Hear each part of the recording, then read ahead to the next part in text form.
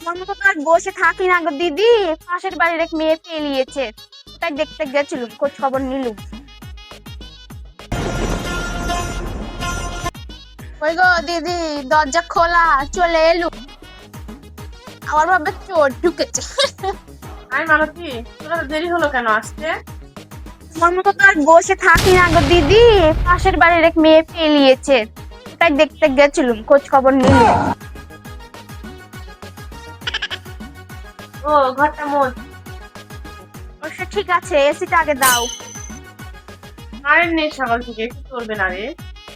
তোমাদের বাড়িতে কাজ করতে এসে আমার গায়ে একদম র্যাশ বেরিয়ে যাবে, বুঝেছো?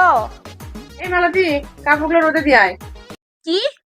না না বাবা, আমি ওইসব ছাদে কাপড় ফেলতে যেতে পারবো না, এমনিতে আমি সানস্ক্রিন মেখে আসিনি, স্কিনে ট্যান হয়ে যাবে, বুঝেছো? কত সব নাটক, যা বাসনগুলো মেজে দে। তোমরা মানুষ না গরু গো দিদি, এত থালা বাসনে কেউ খায়? চুপ করে বাসনগুলো মাজা হলে কাপড়গুলো ধুয়ে দিবি। কি? এই থালা বাসন মাজা পর্যন্ত ঠিক ছিল, আমি কালকে নেল এক্সটেনশন করিয়েছি, জানো কত টাকা খরচ হয়েছে? আমি পারবো না, তোমার শুয়োর মুখে মেয়েকে বলো কাপড় কেচে দিতে। যত বড় মুখ না তত বড় কথা। ও দিদি, বলছি জ্যৈষ্ঠ মাসের বোনাসটা কবে দেবে গো দিদি?